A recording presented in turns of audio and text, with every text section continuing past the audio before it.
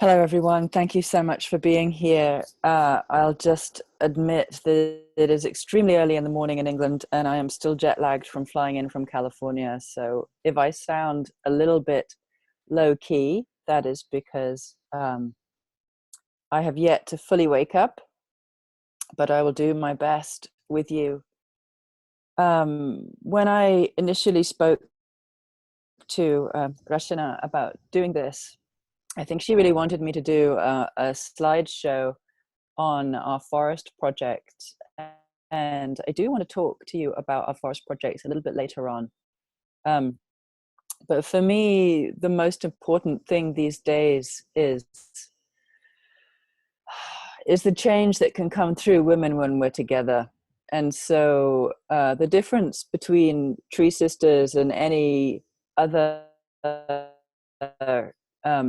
tree planting or reforestation organization is that we meditate a lot together, is that we're looking at consciousness shift together, is that we're asking questions about what it means to be women at this time and what it actually means to be a woman at all in terms of how we've been taught what it means to be a woman and actually what is unique about us and how do we bring that to the world.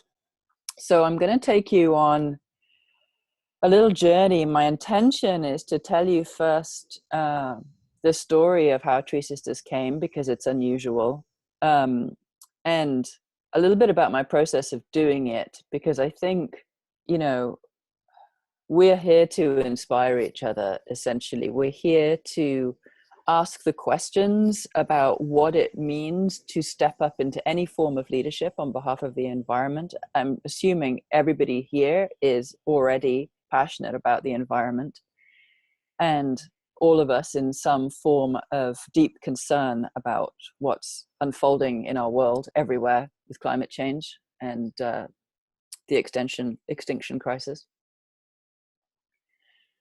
And there's this strange opportunity that we're sitting inside of, which is in the midst of crisis. How do we show up? You know, what does it call forth in us? And that is very core to the heart of TreeSisters, really looking at, with everything happening the way it is now, how does it call us forth into our leadership? How does it help us move beyond our fear?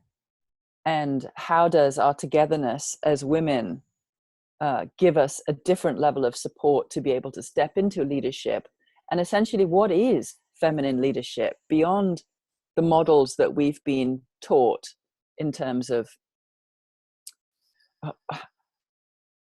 what our different cultures tell us about being female, most of which is on some level we are less than the men.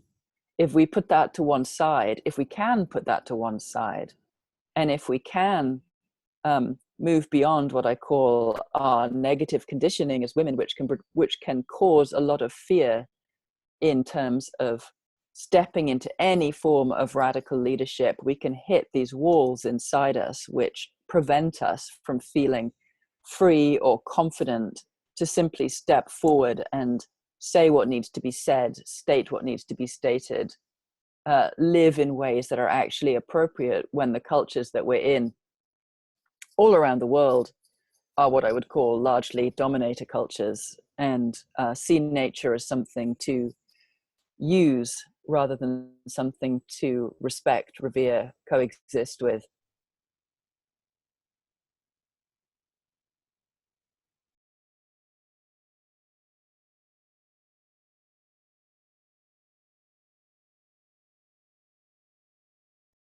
Who we are as women, really women beyond our conditioning, is more needed now than it's ever been. And so I want to talk a little bit about that. And I want to take us into a meditation because I think I can talk to you, I can talk about our projects, I can talk about all sorts of things, but actually, is that going to change us? Is that going to bring about a deep level of change? Or help us know how we can use our connection with the forests to actually feel stronger in our leadership? So I'll take us on a brief meditation, and then from there, just share a little bit about our projects, or I may do that the other way around. We'll see as we go. And then we'll move into question and answers. We've got somebody needs to mute themselves. There's an iPad here that needs to mute themselves. See if I can do that. It's really loud. Hang on a second. There we are. Great. So let's just take 30 seconds of silence together and just land in our bodies and take a few deep breaths and just arrive in circle. We're all around the world here.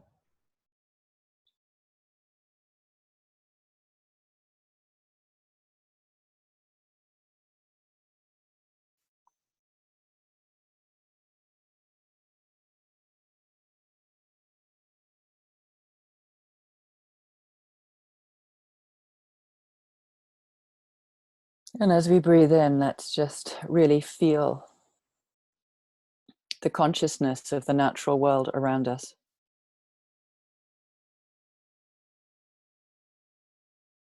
And feel its awareness of us.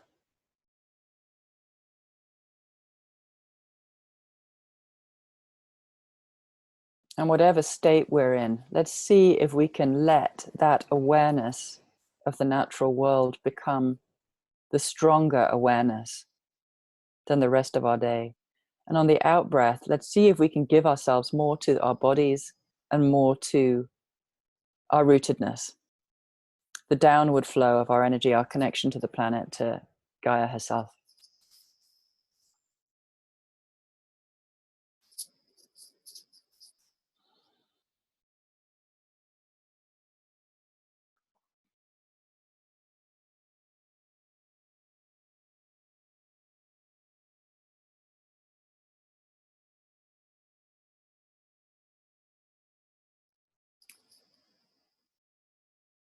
So those of you that know TreeSisters will have heard me tell this story multiple times, but there's a lot of people here who won't have ever heard it. And I'd like you to know that TreeSisters came in an unusual way, and also really share the message that I got, because that message is for all of us. So I had actually been working in southern India for a project called Project GreenHands, out of the Isha Foundation's ashram just outside of Coimbatore in Tamil Nadu. And I'd been there looking at their major reforestation initiative. And to me, the extraordinary success of it, they'd planted, I think by then, about 10 million trees on a shoestring. And they were doing it with every sector of society. And my feeling was, if they could do it in a caste society where there is so much separation, then there was no excuse for the rest of the world to start what I would call a tree revolution. And so I was studying and interviewing everybody over there to try and understand what it was that made it successful. Because if they could do it there, I wanted to bring it to the West, and I wanted to find somebody to do it in the West. And essentially where I landed was one of the most important things about their approach was thinking big. You know, they wanted to plant 114 million trees in the space of 10 years. I mean, now when we look at what's happening in Pakistan with, you know, millions of trees already planted and wanting to plant a billion trees. Since then, there's been vast plantings in India. There's amazing things actually happening in Asia. But back then, that was a huge amount, and it was more than anybody else was talking about. And that was in response to the tsunami that wiped out so many people so very, very unexpectedly. And their whole remit was essentially think big, be audacious, be brave, give people something to live up to. Level the playing field. You know, no matter what your level in society, we're all in this together. You know, there is no us and them when it comes to having food to eat and having rain and having weather that actually makes it possible to live. Celebrate each other, educate, get your hands dirty. There was all these different things that were the component parts, which by the time I thought, right, I understand how we're doing this, I'm going to go and find somebody in the West to take this on and create what I would call a reforestation revolution in the West. Way to the meeting where I was going to hand this to someone, I actually swerved on ice, and my car was heading straight for a very steep edge. It wasn't a cliff, but if I'd gone over, I may have died. And a tree stopped me, which is a very beautiful metaphor for the role of reforestation in humanity's journey with climate change. You know, reforestation is probably one of the most important activities that we can be doing to sequester carbon, as we all know. And when I crashed into the tree, there was a flash of blinding white light inside the car and two words literally sitting inside the light that just said, "The experiment." And a voice started talking to me. And it said, humanity is running out of time, but it's not over yet. It's going to take everybody rising to the challenge to get through what's coming. The single greatest threat facing humanity is fear of failure. But you can get over fear of failure by calling everything you do an experiment, because you cannot fail an experiment. You can only learn.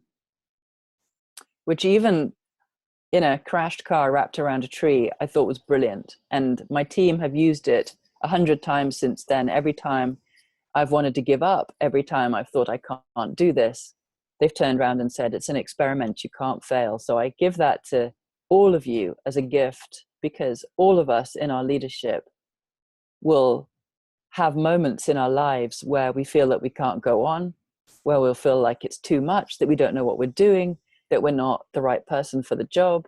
And essentially life was just saying, before it even told me what I was supposed to be doing, you can't fail. There is no such thing as failure. Whatever you do, you will learn, you will grow, you will expand yourself, you will evolve. So just keep going.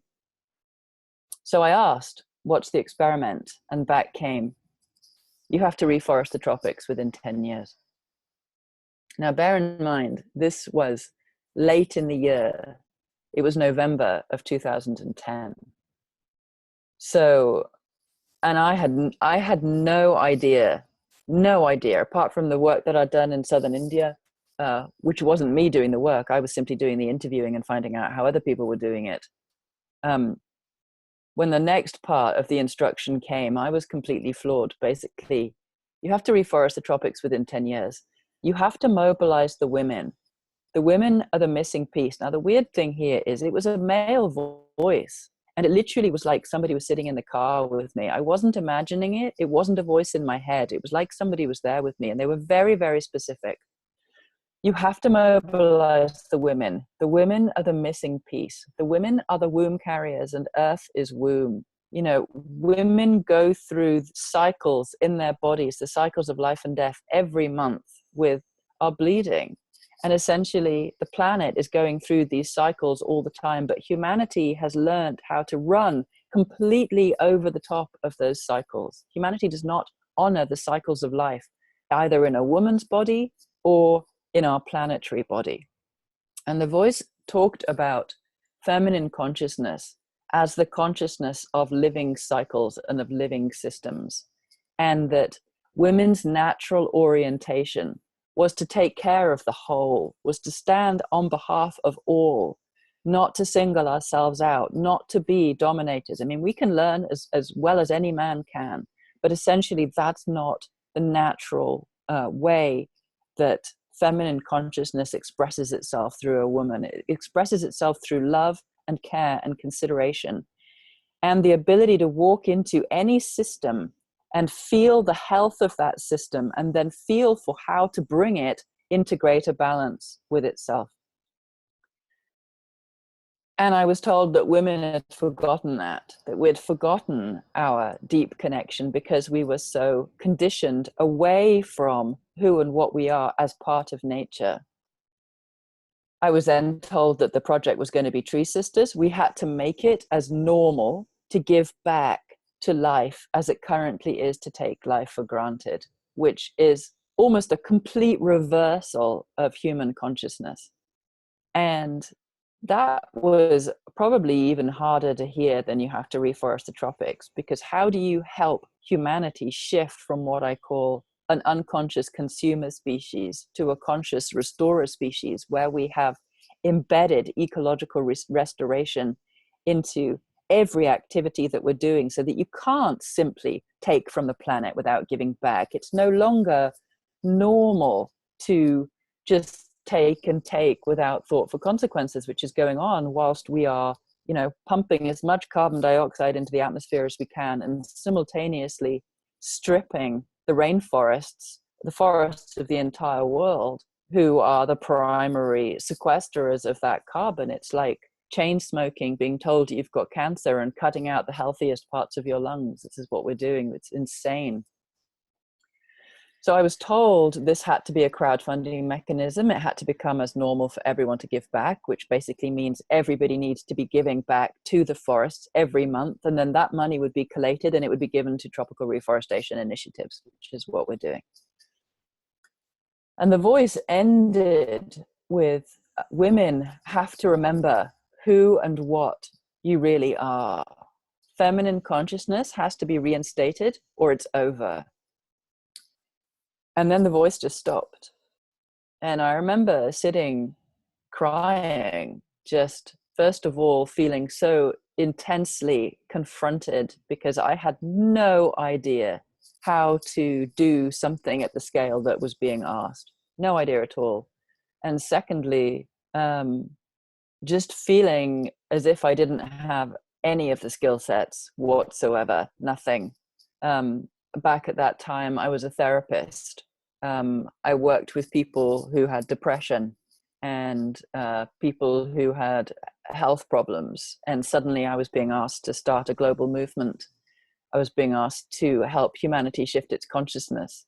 And I had no idea. I didn't even know what it meant, essentially, to be an unconditioned female, because I only knew what I'd been taught, and I had pretty much been taught to be a man in a woman's body. And I didn't know how to reach women. I didn't know how to speak to women. And I certainly didn't know how to help them understand what feminine consciousness even meant. So I say that because I feel every single one of us here will have had ideas that will have lit us up, will have had us come alive, will have been things that we've dreamt about, things that if only I could do that or imagine doing that. And we've allowed it for a short period of time to light us up and enthrall us and give us energy. And then we tend to collapse on them. We tend to start thinking, I couldn't actually do that, or this is a reason why not, or I'm not good enough, or, some reason why the world will bring us down or we'll bring us down. And we collapse on these things. We talk ourselves out of them.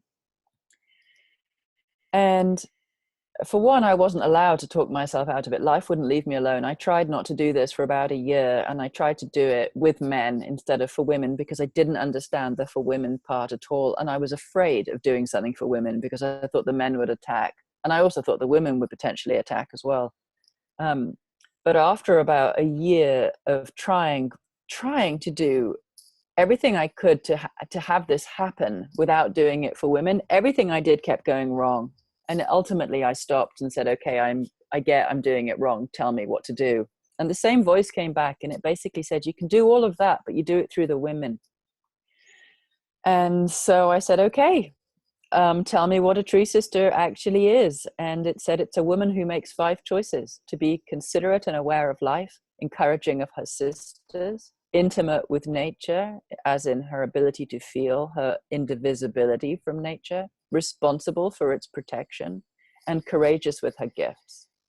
And I went and I drew a 5-pointed star, and I asked where those things belonged. And I was shown consideration in the head, encouragement in the left arm, which is the in-breath of the heart, our ability to love and relate to each other, take care of each other. Intimacy in the left leg, showing our direct relationship to nature. What we do to nature, we do to ourselves. Our body is part of nature, and our feeling that will help us hear the natural world's intelligence through our bodies, which is essentially one of the most necessary parts of our feminine consciousness that we have to reclaim is our ability to feel and hear nature through our bodies so that we can live appropriately for natural systems. The right leg was responsibility, which was our ability to respond from what we feel. And this was where I really realized why women and why the feminine, because in this 5-pointed star map, which actually works the same as 5-element acupuncture, which comes out of the East, obviously, what it showed me was that feminine consciousness had to be experienced first before masculine consciousness made sense. So masculine consciousness is as necessary. The two are completely sacred, and neither is better than the other. They work as a natural pair. But feminine consciousness is our ability to receive. It's our ability to be in relationship with ourselves, with spirit or mystery or God, or whatever you think the higher power is, or however you relate to the higher power, or the highest part of ourselves, each other, our community, our families, our bodies, and nature. And if that is open, if that side of our nature is open and we are in direct feeling relationship with self, other, and nature, then how we respond or how we live, which is the masculine principle, and then how we bring our gifts, how we use our mind and our body to create the world that works for ourselves, each other, and nature. If the feminine comes first, the masculine will not do damage, because the masculine is going to respond to what we care about and how we feel about it. So how we feel, are we going to use each other, or are we going to protect each other? Are we going to destroy our land, or are we going to protect our land? And so I suddenly realized that the reason climate change has happened at all is because the feminine principle has been so suppressed in our world for thousands of years. Our ability to relate to nature as a part of ourselves, or ourselves as a part of nature, is all but gone. We no longer feel our heart relationship. We no longer feel our bodily relationship. We've been taught to see ourselves as separate and superior, which enables us largely to continue destroying it, even though scientists for decades now have been telling us that we can't do this. And so I realized we do indeed, as I was told in the crash, have to bring back feminine consciousness, have to reinstate the feminine principle, essentially, and that we can't expect the men to do that. The men have been as conditioned away from that intuitive, instinctive, relational aspect of themselves as women have. For us, it's natural. We've been conditioned away from it, but it's natural, it's easier. So if human consciousness is going to shift to what I call a restorer species, to a species that experiences nature as reverent and wouldn't dream of dominating and destroying it, and understands our role in co-creating a regenerated world for all species, or at least all remaining species now, it's going to have to be led by the women. And that was hugely confronting for me, but also a strong enough realization that I thought, I'm just going to have to do this. And so we started.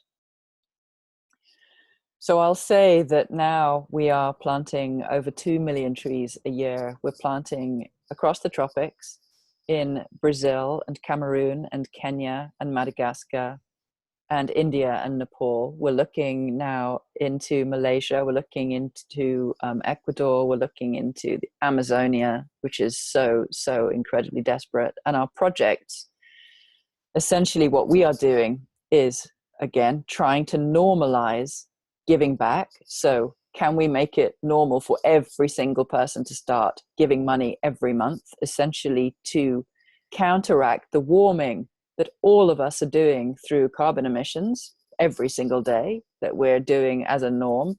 Can we make it as normal to start growing fast growing tropical trees, to start pulling that carbon out of the atmosphere? And can we ask every single person we know, can we start having whole communities doing this? Can we start having organizations, companies doing this, understanding that just because it's been normal so far to take all the time and to warm our planet all the time, we simply can't continue. It's nuts. How we're living it's a form of insanity, essentially, when we understand that there are solutions that can solve so many problems. Trees are not just a carbon sequestration solution in terms of carbon sinks, but they're also one of the great moderators of extreme weather, which, as we know, is where we're headed. So in terms of dealing with severe drought or severe rainfall, trees will moderate in the local area. When it comes to drought, they allow the ground to maintain moisture. They fertilize the ground in a way that as soon as you take trees out, essentially the soil will start dying. And also, when it comes to intense rain, if there are no trees, then the rain will simply run off because it uses the roots of the trees or of any strong leafy plant that has a good root system to drain down along those roots down into the aquifers. So if you take trees away, essentially the rivers and the streams will go, the soil will die, the people will move out, the species will go, biodiversity will end, and climate extreme will enhance. And likewise, if you bring back the forest, then you will find rainfall increasing. You will find the rivers and the streams and the watersheds replenishing, the soil replenishing, species moving back in, and life becoming fertile again, which can help humans actually live. So that's what we're doing. But the side I want to just take you on briefly is a bit of an internal journey, because the map that I was telling you about that essentially activates the feminine side of our nature is the tool I would like you to understand, or at least have access to. Because when we go into doubt, when we go into fear, when we get exhausted and burnt out because we're working too hard, all of us need to be able to resource ourselves. And to me, resourcing ourselves by knowing how to open our minds and our hearts to a global sisterhood and a natural world that is awakening and supporting and calling us into our leadership is deeply, deeply supportive. So let's just do that now, and then we can open into question and answers. And if you want to hear more about the planting side of TreeSisters, the technical side of TreeSisters, then we can talk about that. But let's just have a little journey together and see what comes. So let's close our eyes.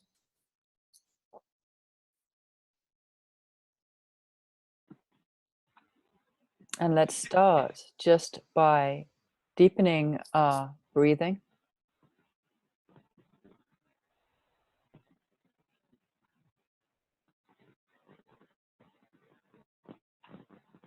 There's somebody called Fatima who's just arrived. Fatima, if you could possibly mute yourself, that would be amazing. Let's deepen our breathing and allow ourselves to just become aware of the darkness behind our eyes, the stillness inside ourselves, no matter where we are, the quality of silence that exists inside our bodies, almost between ourselves.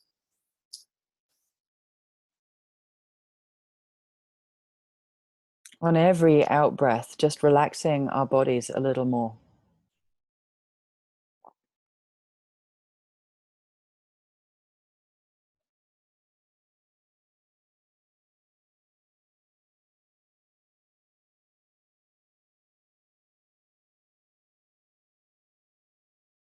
And in this silence, I'm just going to ask you a question just to see what comes back. And the question is, who am I in my feminine leadership?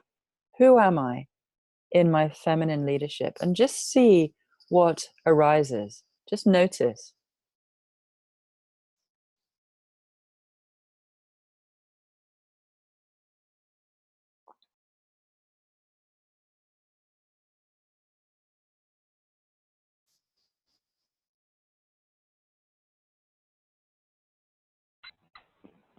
And then as we relax a little, I'm just going to invite us to be aware of what I call a conscious universe. an entirely conscious and aware reality that is natural, a conscious sky, conscious trees, conscious mountains, rivers, the natural world as it is. And beyond that, the sort of the presence of life itself, the awareness of life itself. And as we expand to just be aware of that awareness, to let ourselves feel a bit more insignificant, a bit more like we don't know who or what we are. We don't know what it means to be a human. Like if we can let go of thinking that we know what we are, of how we use our minds, then immediately we become available to something greater than ourselves. It's a way of letting more life in, more life be available to us, because we're not assuming that we know everything.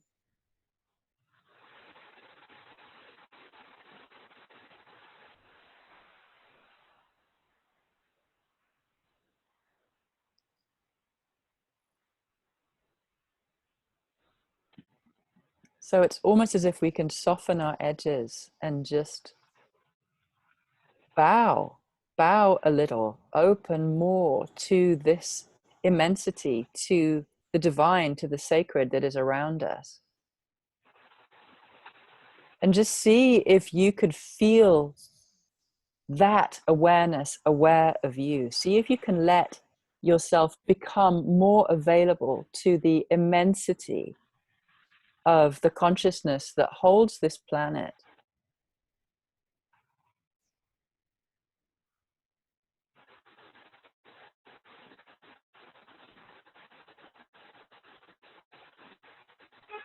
And allow yourself to feel and be a little more supported by that. And then as we expand to include that, also then expand all the women on this call, those that are here on Zoom, those that are here on the webinar, from Australia and Lebanon and the Philippines and India and wherever else we are, just feel these women like a web, almost like trees in a forest, all of us sitting here with increased attention right now.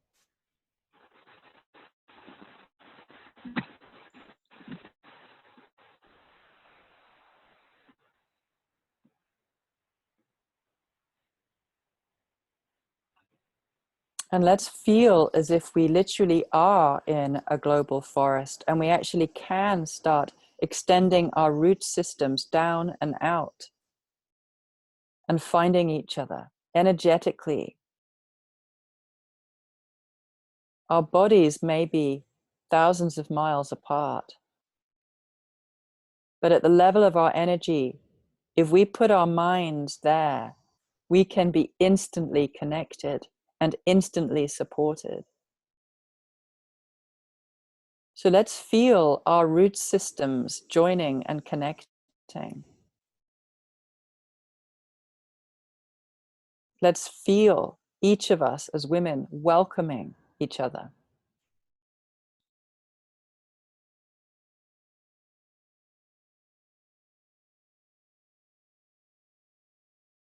And let's know in that silence that every woman here has been through so much, has so much strength, has so much wisdom and experience, and that in our togetherness, that love that she has, that wisdom that she has, can flood through this interwoven forest floor of our connectedness and nourish us all. So let's allow ourselves both to love into the space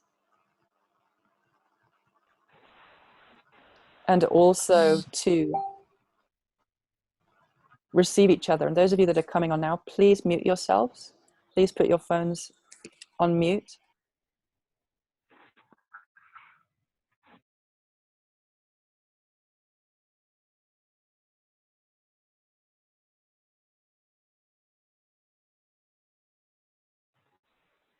Because as I become present to you all, my spine straightens. I feel stronger. And this is one of the strongest aspects of TreeSisters when we meditate together all around the world, that we become a natural energetic support for each other in our leadership. We're none of us alone. That strengthening that we do in the subtle realms matters so much. And then let's feel the trees themselves, the reason that we're here. We're sitting in a forest of tree sisters right now, but then let's sit in a forest of tree sisters sitting in a forest, and let's feel those trees. Let's feel who they are for us, our closest living companions, those mighty trunks, those deep roots that teach us what it means to be grounded and stable. We know now that there is no such thing as a single forest, a single tree in a forest. They literally combine their roots together, not just through the fungal networks, but their roots themselves. They connect and bond to each other. They feed each other, they nourish each other, they send each other messages. They're communicating all the time. If anyone is sick, they give them what they need. Forests are a perfect example of how humanity can grow to take care of every single one of us. And of course, what we breathe out, they breathe in, and what they breathe out, we breathe in. So let's just for a moment, let's just deeply feel our gratitude for the forests, and also allow ourselves to feel the support of their roots, of their trunks, of their generous branches, of the oxygen that they create. Let's just really receive them.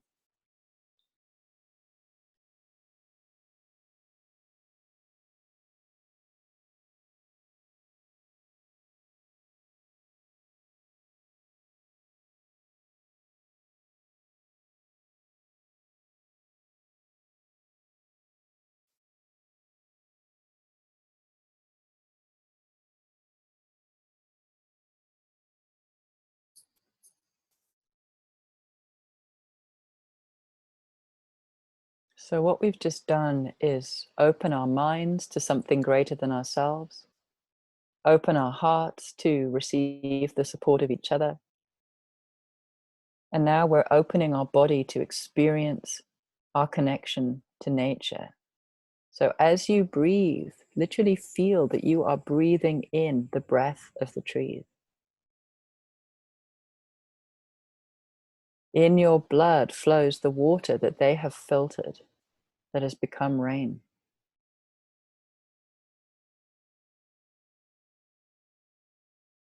They create the soil that creates the food that we eat.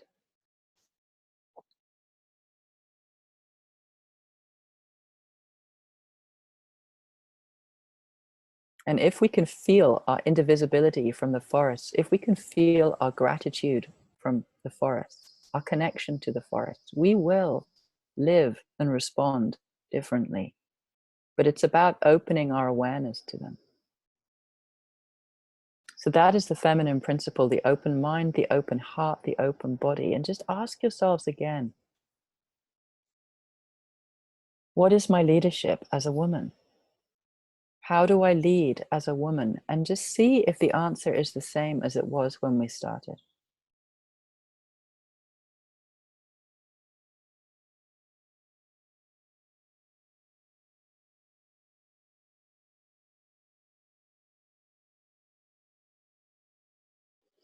Mine feels different. Mine felt very fierce to begin with, and now when I ask, it feels much wider, much deeper, much softer, much all-embracing.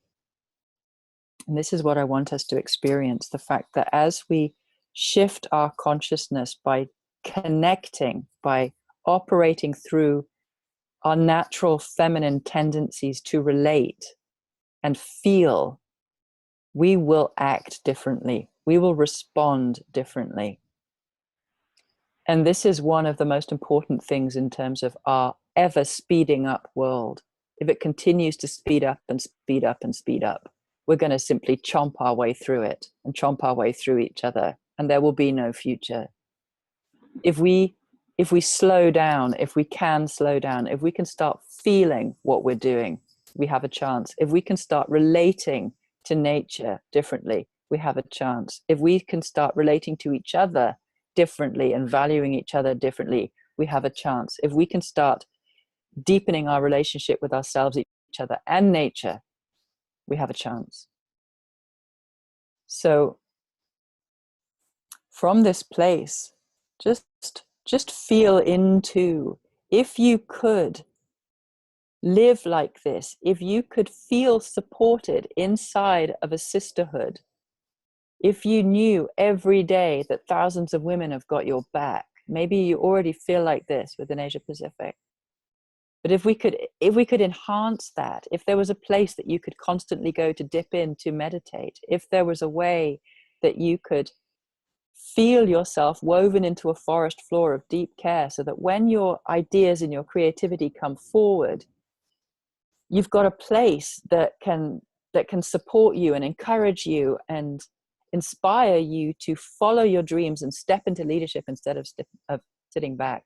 That's the world that I want to see. That's the world that I'm trying to create. That's what we're creating through TreeSisters, a global sisterhood all around the world that are very, very consciously understanding that it takes a different level of support and understanding of each other as women to help us move through our fear and step into leadership on behalf of the trees. So obviously my deepest invitation to all of you is to understand that no matter what level of leadership you are in right now, whether you feel that you've barely started, whether you're right out front dealing with political issues, whether you're an activist, whether you're a mother, is to know that there is so much more in all of us. There is so much more that's available in all of us. And that we're not going to find it through pushing for it. We're not going to find it by believing that we're less than and so we have to find the more. It's not how we're going to do it. We'll find it by dropping into deeper, more loving compassion for ourselves, for listening for what is living through us, nature living through us, for listening to the more instinctual voice that is inside us that can tell us what's ours to do and how to live.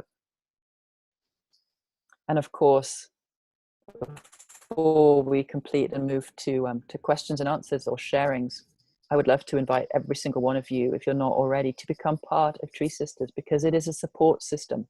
It is a profound support system.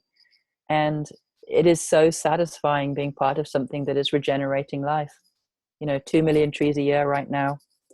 I want it to get to 1 million trees a month and then 1 billion trees a year, because right now we're losing between 14 and 40 million trees a day, literally, around our world. And it cannot continue. And it's going to take all of us shifting our behaviors and shifting our consciousness to turn this around. So thank you so much for being with me and for listening to me. I hope that something of this has been of real benefit for you. And I'm going to hand over to Anita, who is going to take questions or sharings and sit here and hopefully listen to you all.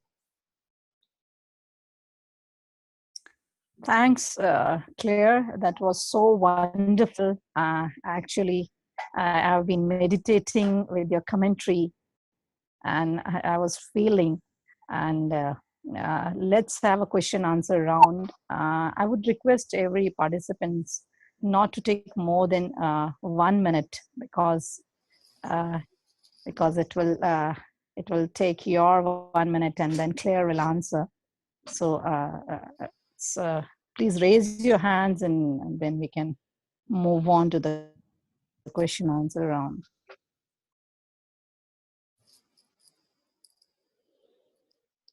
I don't know how anybody raises their hands, but please, if you have any question, just ask. Don't worry, don't hold back.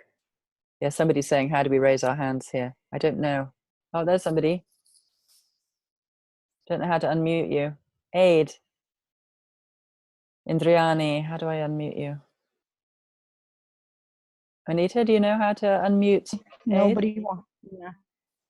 Aid, there's somebody here. Aid Indriani has got a hand up, but I don't know how to unmute her. Okay. Okay. Rachna can do that. She can unmute. Hello. Sorry. Ade, you want to speak? Yes, we have got hands raised up by Naja, Fatima, and Andrea. So first we will start from Fatima then. She has been raising her hand from very before. Hello, Fatima.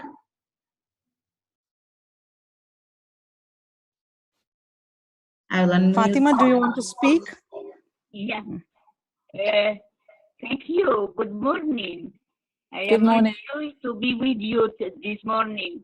I have some questions. I think can write in French and they need translation by Google. Okay? I couldn't understand that. I'm so sorry. Did somebody understand that? Could they speak it to me? We want to see something, but not my English is apologies. But I want to write in French, and I send for you translation by Google. Okay?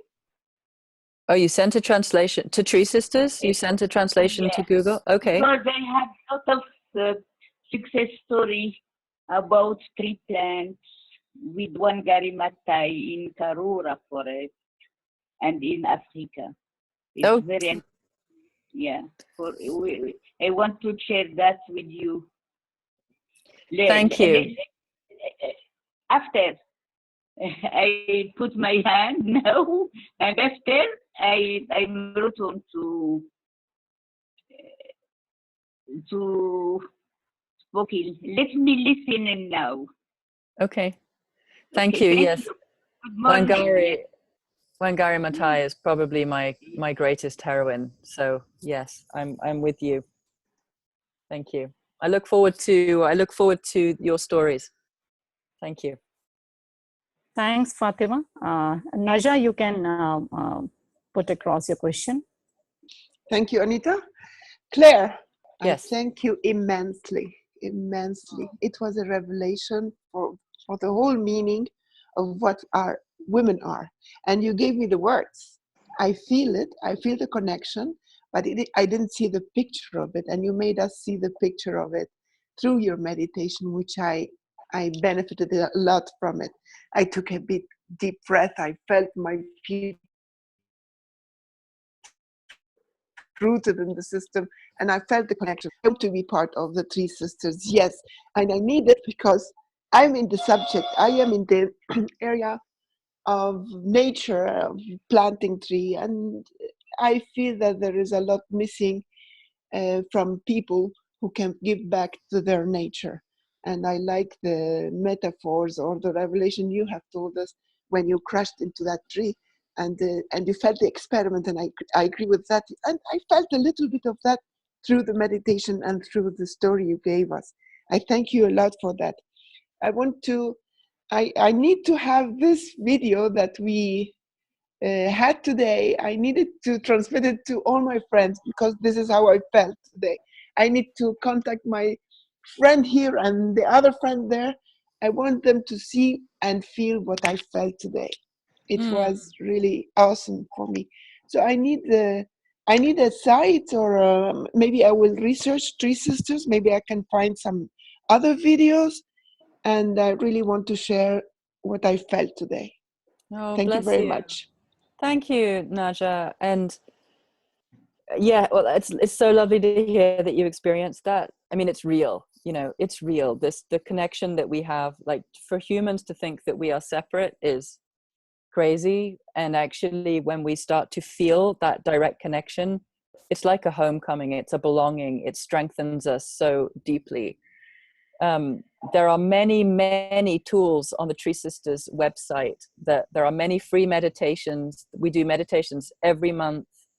Pollyanna, who's here, who's the other symbol of TreeSisters symbol, she runs one that works for the Southern Hemisphere and the Middle East as well. So there's a time always for her.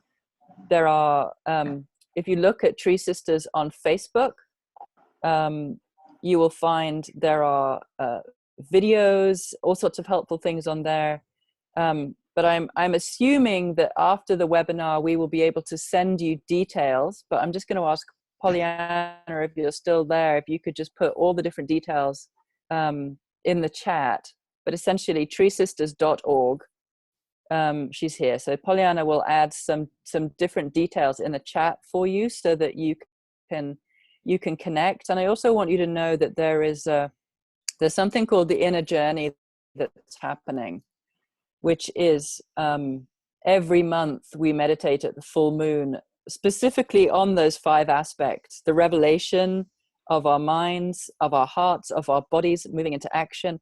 And right now, we're doing it every month. Right now, we're in the 2nd month, which is embrace, which is moving into our heart connection with each other. So this is a really beautiful time for you all to come in to the inner journey and meet everybody, because what's thrilling for me is you're expanding us into new countries that I so deeply want to be expanded. Like TreeSisters needs you. Like we need your uniqueness. We need who you are, because it's been too Western so far. So I want to welcome all of you in to help bring a much more diverse culture to TreeSisters so that we can learn from you. We really need to learn from you. So thank you so much.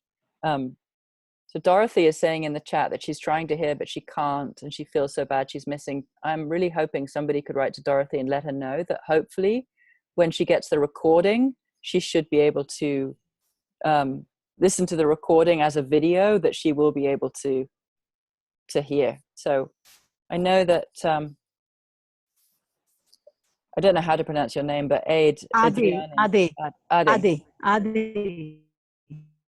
Yeah, Ade, you want to speak? She's still muted. Rachna, can you unmute Ade's? Wait.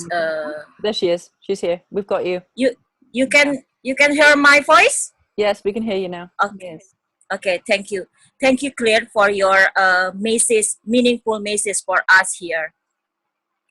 I'm from Indonesia. My name is Ade. I'm chairman for Indonesia Green Union.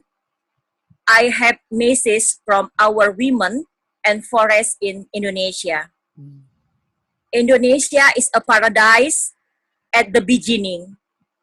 We live with a lot of beauty for the grace of God. We had beautiful mountain, dense forest, river, flowing village and towns, and fertile soil. We could plant wherever in our land. We live happily. Our children could go to school. They live with nutrition and enough food because we could live with our fertile land. But the nightmare come. We start to live in fear. Almost every day, new people knock our homes, force us to give up our land, ask us to leave, even replace our land with the little money. We cried out in fear. We went with our children. Our forest was gone. Swiftly changed. Thousands of oil palm seedlings were brought to our forest. Our forest despaired. There was no place for us, especially for the women. Palm oil, mines, plantation, pulp and paper have destroyed our lands and our forests. Our land is gone immediately. We are separated from our civilization. We lost our identity as farmers, fishermen, and land owners. We are weeping for our life displaced by poverty, screaming because our daughter had to quit school, yelling at having to take our daughters into domestic worker. Even we lost our son and husband. Did not you know? It all started because you thought our Felix community is stupid and struggles. So you feel smart to say palm oil is way to open the prosperity for our lives. You forgot you really have insult our civilized Europe us our happiness by keeping us away from our forests, mountain, fields, and lands, because you are too greedy to be rich. And now Indonesia Greens Union is a small green union struggling day by day with our fishermen, laborers, farmers, urban poor, and women especially, who believe that land is self-esteem, life expectancy, and happiness. We also believe land loss is loss as or self-esteem. Hope and happiness, we are struggling tirelessly, although now enough for our members are getting tired, losing, losing hope, and even leaving one by one because they cannot stand up economic demand. But we believe one day we can restore our forest with the help of our friends, our green friends. Now, Serikat Hijau Indonesia or Indonesia Greens Union often save our forest campaign, especially for women and our children. We, for our caring friends in Indonesia and in Asia Pacific, or also in the other country, we want to replant our forests with the help of our green friends, where our bare forests have long been abandoned and destroyed by oil palm plantation. And we would to, I standing here because your message with our women message is same. We standing for better quality life for our children, especially for our daughters. Because now the situation of and condition our forests bring to many women and to many daughters not getting a better life, and they are not couldn't go to school anymore. This is like a nightmare for us. Yeah, that's because our governments believe palm oil plantation, palm and pepper plantation better to replace our dignity to getting a better life in Indonesia. So my friends already recommend to share with you about because you have a high attention and caring with the forest, especially forest issue, especially, and the women also, and the children also. I hope we can contact after this, and I will tell you about the story of the forest and women in Indonesia. Thank you, Claire. I just want to. I'm sorry, my English is not bad. No, English is it's not good. It's not good. Sorry. Your English is much better than any other language that I try to speak. So please don't apologize. I'm sorry. I'm deeply moved, and it's distressing for me because it's not just happening in Indonesia. It's happening in so many extraordinarily precious paradises around the world where the system that we have is shredding the fabric of life, you know, for humanity and for all these other species. And it can feel so overwhelming for all of us because the systems are so corrupt. You know, the Indonesian government is so corrupt, and you know, it's known, and it can feel completely impossible to know what to do. And you know, I was recently in Ecuador, and what I discovered was the Andes, the mountains, they're almost completely deforested, and the people were asking me, how do we reforest the Andes? And I couldn't even imagine it because there were no forests to be able to even see what it once looked like, to be able to imagine, you know. And I kept saying, if we can if we can imagine it reforested, if we can go to a time in the future where the forest is back, maybe we can ask the forest how we did it. And, you know, it can feel so futile and so impossible and so exhausting when we know that the forests as they have been will never be that way again, you know.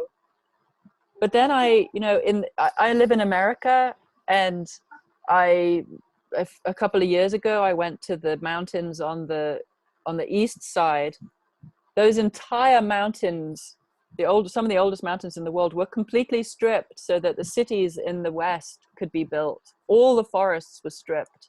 And now when you stand on those mountains, all you can see is forest as far as the eye can see. Now it's secondary forest, but I had to sit there and say, it regenerated, it grew back, there was a way, it can happen.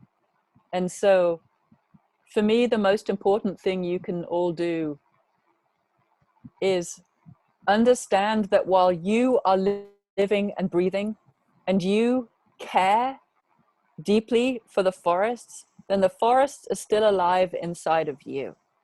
The forests are still alive inside of you. And this is where having sisters, having a support network, having people who understand what you're feeling, having a place where you can take your grief and your fear is so important, because you have to understand that you're not alone. Like, to me, the most important thing, whilst we are fighting for sanity, whilst we are holding a dream or holding a prayer that feels impossible, we have to have each other. We have to feel that women are holding our hands and they have their arms around us. So please know that you're not alone, even though it probably feels like it. Please hear how deeply you've moved me. And also know that, interestingly, even yesterday, there was a tree sister in Wales, in England, like in the British Isles, who was wanting to connect me to multiple different organizations in Indonesia.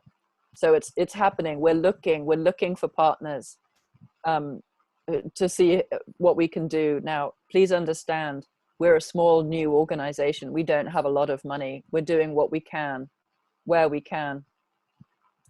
And just because we find projects doesn't mean that we can automatically fund them, because we have to have, we're a UK charity, which means our standards are the most rigorous in the world. And I can't break the rules or they'd close down our charity. So we will do everything we can to try and find reforestation partners in Indonesia that we can work with, and see whether we can get something happening there in terms of restoration of the forests. But I can tell you, TreeSisters itself, we can't stop the oil plantations. I can't fight with the government. I can't fight with the businesses. What we have to do is find organizations that are doing that already and that are doing regeneration work, and work with them. So please know you're deeply received, and we'll keep learning, because that's what we're doing. We'll keep learning. We'll find out who's there on the ground, and we'll see what we can do. So yes, thank you, love. Could I one? Anita, once. One more, please. Okay. Thank you, Claire. This is my last statement for you.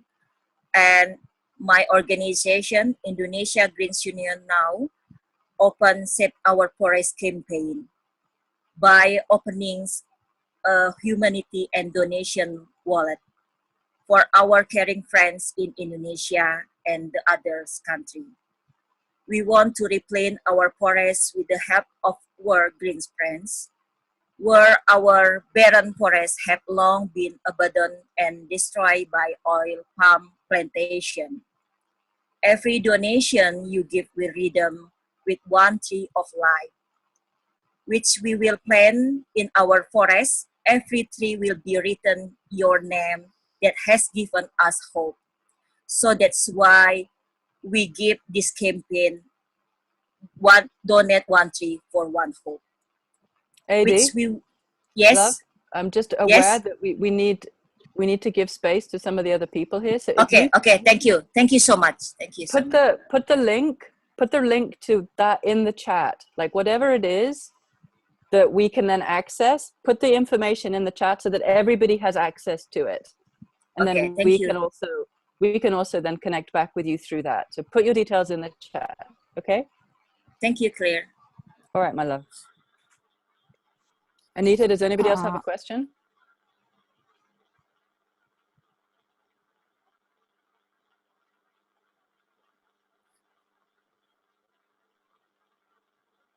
Alpio, you want to speak? Yes. Hi, Claire. Okay. Hi. So it was wonderful, and the way you projected sisterhood was something so graphical and so beautiful. I guess all of us, each one of us, could actually view it as a picture. Here, I would like to ask you one question about TreeSisters, as in, what is the governmental resistance part of it, right? Uh, I mean to say that while you do your work, and you've been doing amazing work, what is the the kind of response and reaction governments pose against it, or they did, or whatever their reaction is, and how do you deal with it? Well, I mean, to be perfectly honest with you, we have no government resistance. Okay. You know, when it comes to, as a UK charity, the United Kingdom is not really paying any attention to, I mean, right now our government is trying to push through fracking. You know, ours are trying to destroy England in different ways, but they're not paying attention to small charities who are actually trying to do something like this. So they're not standing in our way.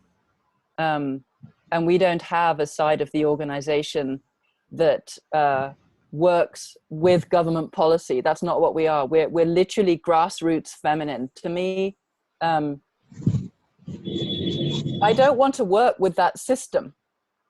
You know, I don't, and that may be a very unevolved part of me, but I don't like fighting systems that are against life. I'm trying to create a system that is for life. And so what I'd rather do is help women extract our unconscious collusion with that system and start growing one that makes more sense. And there is no resistance. I mean, energetically, there's resistance to that because the system doesn't want to change. You know, the system wants to stay dominant, patriarchal, and destructive, not because it's right, but because it's all it knows. It's like what we're dealing with is what I call cultural momentum. Like there's how we've been taught, and it's been that way for, you know, hundreds of years, depending on what culture you're in. You know, for some cultures, it's incredibly abrupt. You know, what England has done to the world, what America has done to the world, what the West has done is terrifying. It's terrifying. And yet here we all are. Okay, so what are we going to do about it? And as a woman who is not political, I don't like fighting. I don't like fighting against because I get terribly distressed. I need, for my sanity, I need to put my heart directly towards something that makes sense to me. And I need to start almost creating that energetic reality in the world in a way that creates a center of gravity that other people come to. So it's like ringing a tuning fork of a different future and then saying, can we start investing our energy and our love and our bravery, our courage, our brilliance in this future? You know, can we breathe enough life into it that we're extracting life from the system that is dying? And so to me, it's a disruptive technology. TreeSisters is a disruptive technology, but it's not overtly fighting against. It's covertly fighting, like moving forward. It's not even fighting. It's like, to me, if I can help women around the world feel supported, empowered, to find the natural leadership that wants to come through us. That is one of the most powerful things that we can do on the planet. We're half of the world's population. If women just turn around and say, no, that's not happening anymore.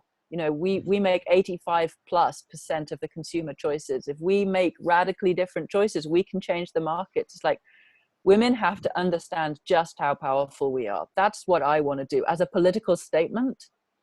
Help women support each other enough to step into levels of leadership that make a difference and do it really fast.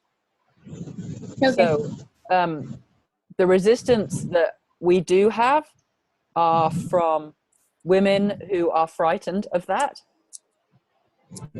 women who are frightened of themselves, women who are frightened of their cultures that tell them the opposite thing. And of course, the fact that inside each of us is the conditioning that tells us that we can't do this. That's what we're up against. The bigger issue that we're up against is not the system out there. It's how we suppress ourselves on the inside. And that's why we run courses, we give tools, meditations. I'm running a course in November this year called Courage to Shine, which is giving all the tools I've used to get over my fear to step into leadership that will be available as well. So if you just sign up for our TreeSisters newsletter, then whatever we're doing, we'll be able to let you know. Or if you all come onto Facebook, whatever we're doing, you'll find out. But the newsletter is the best thing to do. So if you just go to treesisters.org/join and just join, then whatever we're doing, we can let you know and you can be included in that. Wonderful. Thank you. I think that answers it. Yes. Vanita ji, you can. Does anybody else have any questions? I'll do it. It's Michelle. Sorry, I joined a little bit late, but thank you very much for making this time. I'm living in Sydney, Australia, but I work internationally here. How many countries, you might have said this, how many countries is TreeSisters involved in at the moment? In terms of planting, it's 6. We've got 8 ecosystems in 6 countries. So Northeast India and Southern India, 2 areas of Madagascar, coastal Madagascar, Brazil, the Atlantic rainforest in Brazil, the mountains of Cameroon around the last 250 remaining cross-river gorillas, and the jungles of southeastern Nepal. In terms of our reach, the women that are funding our 2 million trees, which is less than 4,000 women are doing over 2 million trees a year. They're in about 46 different countries. And TreeSisters itself, in terms of the network, is in, I believe, over 89 different countries. I'm hoping next year to bring on at least 3 new initiatives, planting initiatives. Again, we found one in Amazonia that we might be able to work with. I'm praying. Our difficulty is that we can fall in love with projects, and then we have to go through a very rigorous, what we call a due diligence process of, assessing those organizations at every level, because we're moving taxpayers' money directly to them. We're like a pass-through. So we have to go through a very rigorous process. And so just because we love a project doesn't mean that we can end up working with them, because, we found one in Sri Lanka that I absolutely loved. It was another mangrove project, but actually how they moved money inside of the organization was not something that we could support. It wasn't corrupt at all. It was just something that our charity literally couldn't do for various rules and regulations. So we find projects all the time, but it doesn't mean that we can actually work with them. But I'm really hoping that we'll be able to partner in Indonesia. There is a potential project in Sulawesi that we're looking at. So I'm hoping at least 3 more countries, and ultimately, I don't know how many will be planted. How many, as we, year by year as we grow, we may stop with say 10 projects. Or 10 different countries and just build those up, or we may continue to expand. We kind of figure it out as we go, really depending upon the projects that we find. Does that help, Michelle?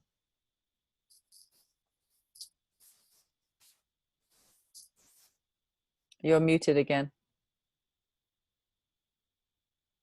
Anita, are we able to Sorry. unmute Michelle? I was just saying, yeah, that was great. Thank you, Claire. Perhaps our colleagues in India and Nepal could link up with the projects that you have there as well. Well, that's one of the things that we're doing is I try and create networks inside of networks.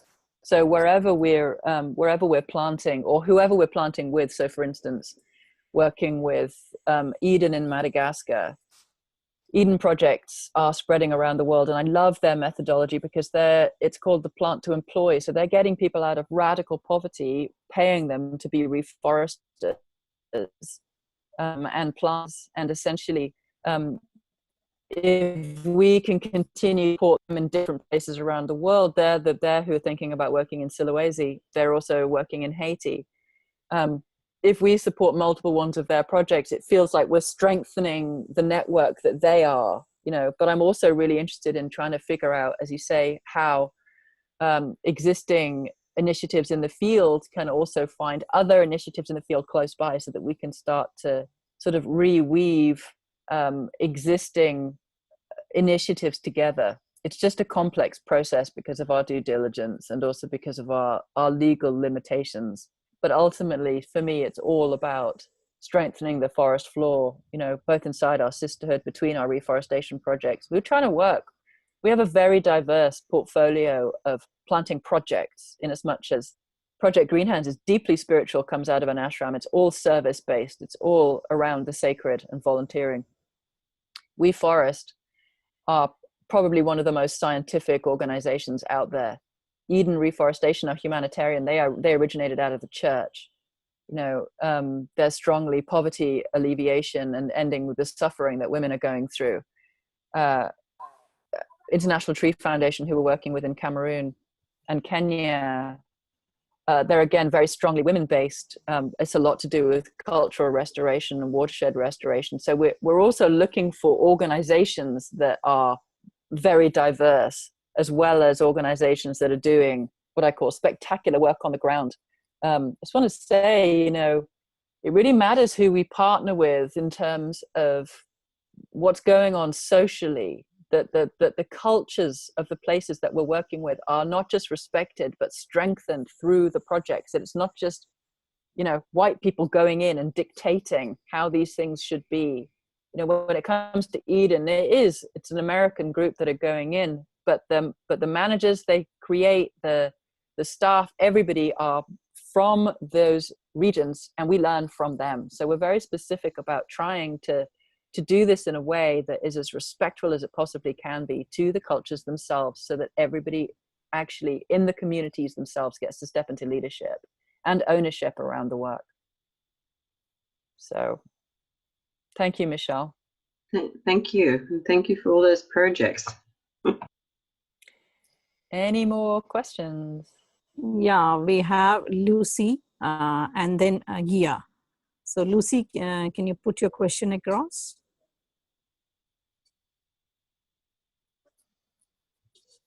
Lucy's on mute. Okay. Rachna, can you unmute her microphone? Yes, I have been trying to, but okay, yes, she's unmuted. She's done. Okay. So, Lucy, are you there? Hello. Hello. Hello, we can hear you. Hi, how are you? Good, thank you. Nice meeting you, all of you. It's nice being here. And the first day, I was just listening to hear what you're saying. And as the women here, we're trying to do as much as we can. Where are you, Lucy? Hello. Where are you? What country are you in, Lucy? From Kenya. In Kenya? Yes, I'm from Kenya. Hello? Can you hear me? Yes, we can hear you. Hello. Yes, I'm from Kenya, and the women, National Women Secretary for Women Group in Kenya, yeah. And it's nice to meet all of you. And we are apparently just about 2 years old as a party. And we have many projects that we're actually doing currently. Like we are doing planting of trees. In Kenya, we have had 2 projects where we have done a bit of planting on trees. And we thank the government that we have currently, is really supporting us in planting trees. Currently, it's a project when it's raining, in schools, they are doing forest. So there's a lot of support on the forest reclamation. So we cannot complain, but we also look forward to having more of that, the government supporting us. So far, we have many things that we want. We have a strategy to also do, like every quarter, to plant trees, about 1,000 of them. And so we hope to be able to start we did the first 2 actually when it was raining. And the next rainy season starts in September. So we'll be doing that. Yeah. It's amazing to hear that you have a supportive government. It didn't used to be like Yes. that in Kenya.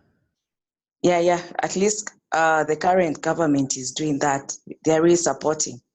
It is something they have taken because, we have many problems with the rains.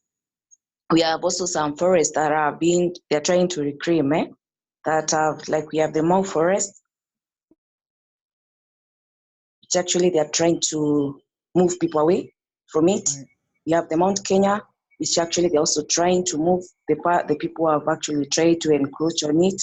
So they are currently trying to do a lot, which is something good. And anytime we want help, they try and assist. Oh, that's such good news. That's where we're planting. We're planting around Mount Kenya with the International Tree Foundation. So it's lovely to know if you're in contact with that project over there.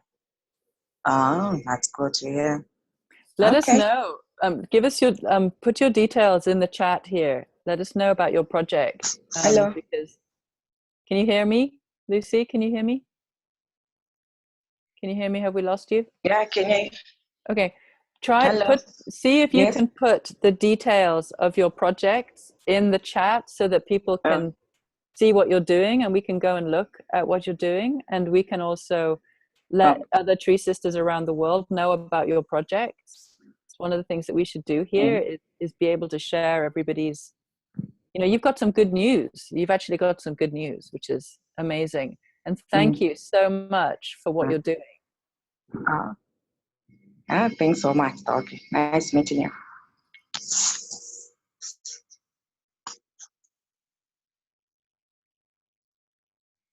Anita? Yeah. Thanks, Lucy. And please write down your email ID also. And next is Gia Limpen from Philippines. So, Gia. Hi, Claire. Hi, Thank you so Gia. much for the inspiring statements, the deep thoughts that you have given us. First, as women in our own communities, it has awakened so much in me, especially on the way we're now fighting. It is true we cannot fight an existing system. And maybe I'm going to do some shifting in the Philippines. As you know, in the Philippines, we are in a chaos right now. Our government is in a chaos to the point that we do not have any government. But anyway, I admire you and I appreciate the TreeSisters on how you have done so far, building up sisterhood all over the world for this. 4,000 women to support 1 million trees is enormous. That's all. Thank you. Oh, it's a pleasure. Guia, I hope that you can join in the inner journey. I mean, all of you, it's so important that we support each other, and that, every full moon we gather, and you'll be able to join us because there is a call that Pollyanna hosts that you'll be able to gather. And it's like having an intravenous, it's like having a blood transfusion of hope and positivity and support. So please do all of you come and join us, and especially for the full moon calls, so that you can experience the sisterhood. We, you know, it matters so much. I don't want to get off this call and lose you all. Yeah, Pollyanna's saying the next inner journey call is on the 30th of August. And that will be a very deep drop into forest consciousness. So, because that's the beginning of Embody. It's the beginning of the month that we will be really looking at how we build our relationship with nature through our bodies. So that's profound support right there.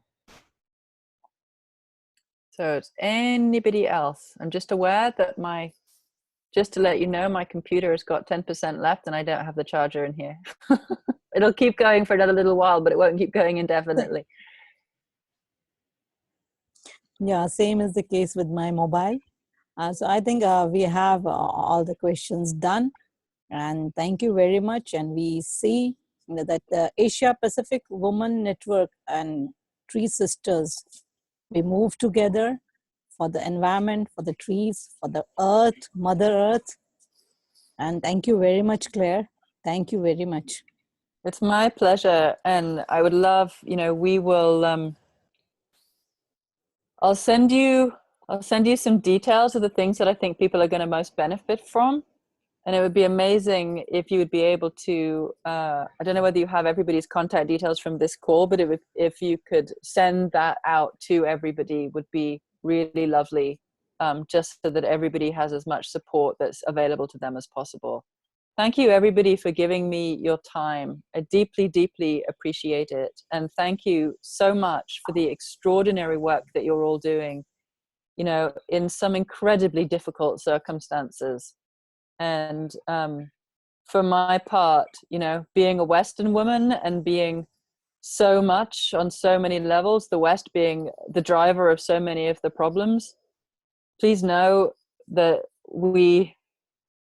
those of us that are awake are desperately sorry, and we're with you in the struggle, and we're doing everything that we can to try and shift the system at our end, and we won't stop. We will not stop trying to do what we can to shift the system at our end. And yeah, create the changes that need to happen. We won't stop. So sending love to you all. Bye. Thank Bye. you, Claire. My pleasure. Namaste. Thank you for having me. Thank you, Thank Claire. I would like to thank Anita for her excellent choice. This is the best webinar I had till now. Thank you, everybody. Thank you, Claire. Thank you, TreeSisters. Thank you, everyone. Thank you, Anita. I have sent for you some information. Thank you. Okay. Okay. All the best. All the best, TreeSisters. Thank you, Anita, the sisters.